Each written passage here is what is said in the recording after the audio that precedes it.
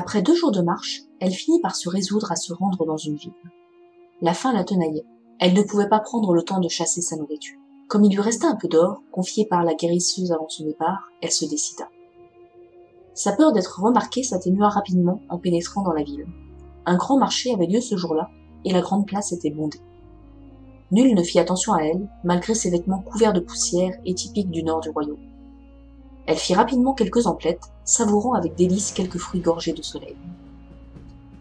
Alors qu'elle mangeait, assise sur un banc, une rumeur lui parvint de l'autre bout du marché. Alertée, elle se redressa.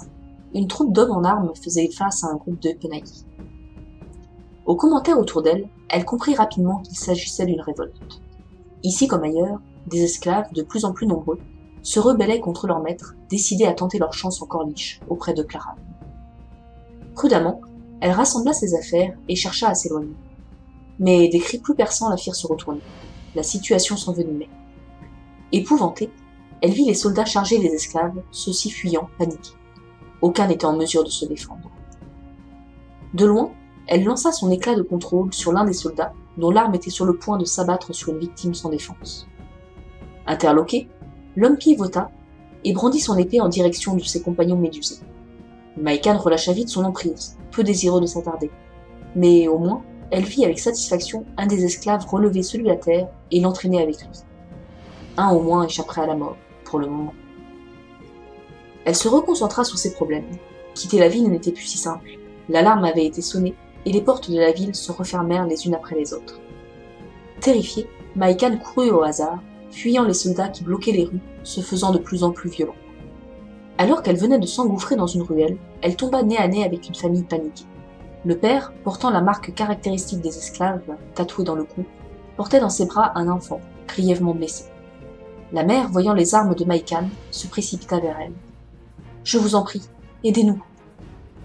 Déjà, les voix des soldats à leur poursuite résonnaient dans la rue. Désemparée, Maïkan hésita. Elle s'était promis de ne plus céder à la lâcheté après la mort des femmes sur la lande. Mais la panique menaçait de la submerger.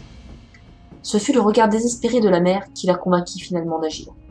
Un instant, elle crut revoir celui de sa sœur, paniquée, aux mains de ses agresseurs. Elle se plaça entre la famille et les soldats qui déjà déboulaient dans la rue. « Fuyez !» cria-t-elle sans se retourner. La famille ne se fit pas prier pour déguerpir à toutes jambes.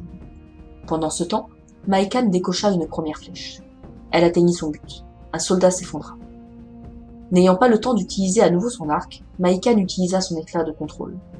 Elle força les 3 hommes restants à repartir d'où ils venaient. Dans le même temps, elle prit la fuite dans la direction opposée. Profitant de la panique générale, elle trouva finalement une sortie laissée sans surveillance. Elle s'empressa de quitter la ville et s'éloigna, se retournant sans cesse de crainte d'être poursuivie.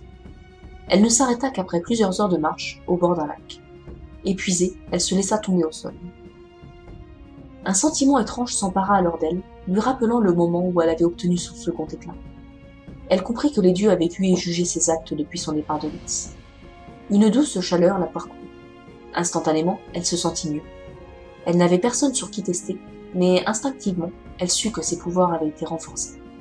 Les dieux avaient estimé qu'elle avait bien agi jusque-là.